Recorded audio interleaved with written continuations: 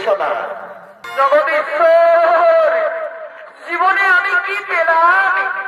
শুধুই দুঃখ, জ্বালা, যন্ত্রণা আর এই বুক ভরা বেদনা। যে ঋষি জীবনে পূজা অর্চনা ছাড়া জল গ্রহণ করে না, তার পুত্রকে অস্ত্রকে জলাগ্রস্ত অবস্থায় শয্যাশায়ী। পরে পুত্রকে কোনদিন রোগ মুক্তি হবে না প্রভু। এর উত্তর দিন দয়াময়, এর উত্তর দিন।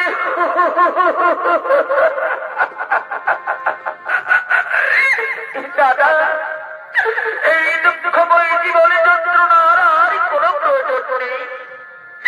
যে যজ্ঞকুণ্ডে আমি প্রতিদিন যজ্ঞ করে এসেছি, সেই যজ্ঞকুণ্ডে আমি আজ নেব আমার প্রাণ বিসর্জন। অগ্নিদেবী আমায় গ্রহণ করে, অগ্নিদেবী আমায় গ্রহণ করো, অগ্নিদেবী আমায় গ্রহণ করো, অগ্নিদেবী।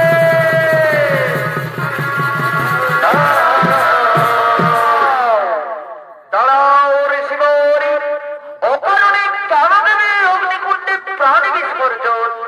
অকারণে নয় শনিদেব।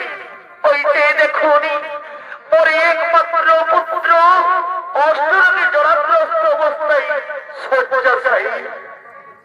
শুনুন শনিদেব, আপনি যদি এর দায়িত্বভার গ্রহণ করেন, তাহলে আমি শান্ত হব, তাহলে আমি আজই দেব এই অগ্নিকুণ্ডে প্রাণ বিসর্জন। দাঁড়াও, শান্ত হও মণিবর। তোমার পুত্রের রোগ মুক্তি হবে সেই দিন, যেদিন দেবাদেবী মহাদেবী রুদ্ররূপ ধারণ করবে। আর ওই রুদ্ররূপ থেকে, তার চোখ থেকে যেদিন অশ্রু ঝরে পড়বে, সেই অশ্রু বিন্দু দিয়ে হবে তোমার পুত্রের রোগ মুক্তি। একই শোনালে শনিদেবী, এ যে অসম্ভব, এ যে কিছুতেই সম্ভব নয় শনিদেবী, এ যে কিছুতেই সম্ভব নয়। তাই শুনুন শনিদেবী, আপনি যদি মোর পুত্রের রোগ মুক্তির দায়িত্বভার গ্রহণ করেন, তাহলে আমি শান্ত হব। বিশ্বনাথ, ঠিক আছে, তোমার পুত্রের রোগ মুক্তির জন্য এই কঠিন কাজের দায়িত্বভার আজই আমি মাথা পেতে গ্রহণ করলাম, আজ আমি মাথা পেতে গ্রহণ করলাম। তাই যাও পরিবার, এবার তুমি নিজ গৃহে ফিরে যাও।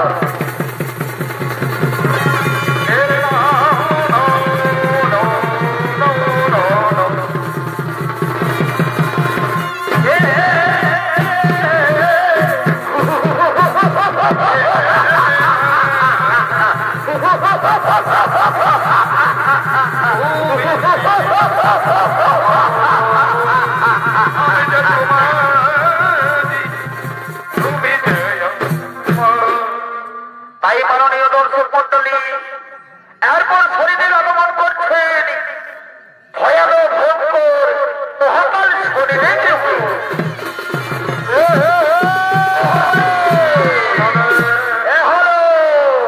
সেই মহাকাল শনিদেব, আর ওই শনিদেবের ভূমিকায় আপনাদের এই মহানগঞ্জে ছনিত্য পরিবেশন করে দেখাবে আপনাদের সকলের অতি সুপরিচিত ও জয়ন্ত কুমার।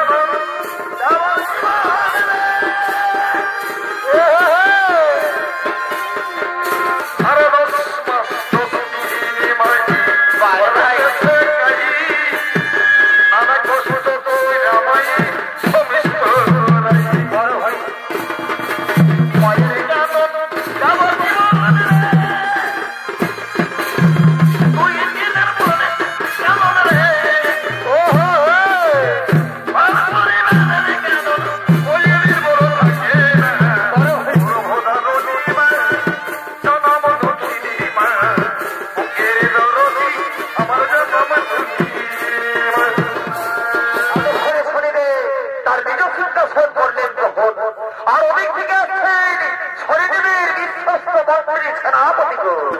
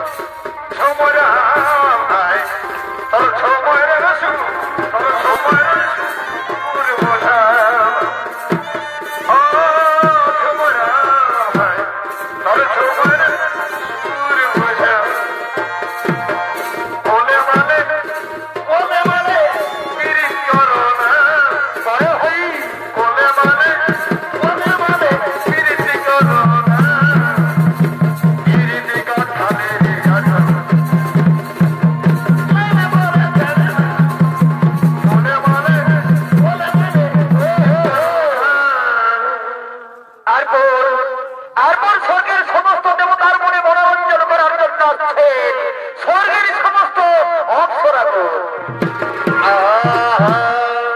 না না না না না রে না না না না বড় বড় স্যানিটাইজার রে আমি তোর সঙ্গে ই যাব নাই পুরুলা। সত্যি বলছো নাকি? আমি তোর সঙ্গে ই যাব নাই পুরুলা। কেন কেন? এই মিষ্টি বলে ও তুই খাওয়ালি গুলগুলা রে। ও বাবা তার জন্য নাকি? এই মিষ্টি বলে ও তুই খাওয়ালি গুলগুলা রে। আমি তোর সঙ্গে যাব নাই পুরুলিয়া। এই 5 টাকার আলু চপে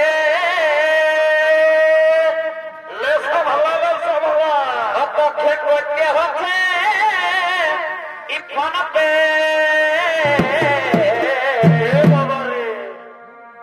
এই 5 টাকার আলু চপে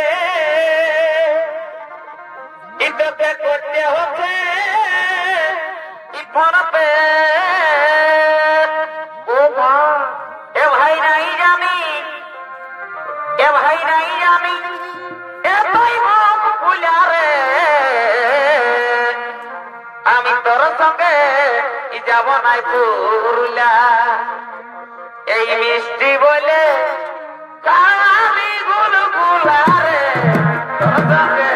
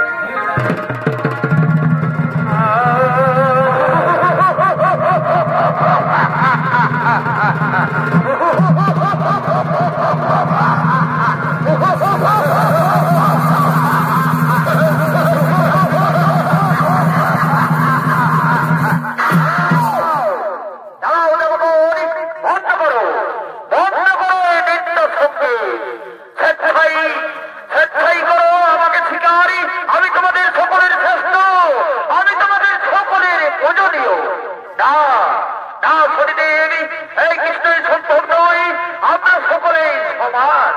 না না না, আমি কিছুতেই তোমাদের সমান হতে পারি না। আমি তোমাদের সকলের শ্রেষ্ঠ।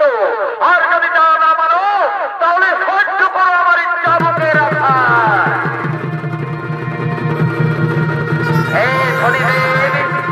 তাই অসত্যের সিংহাসনে বিরাজ করেছ বলে তোমার এত অহংকারী। তাহলে এসো এসো, আমি দিয়ে দেবো তোমার যুদ্ধের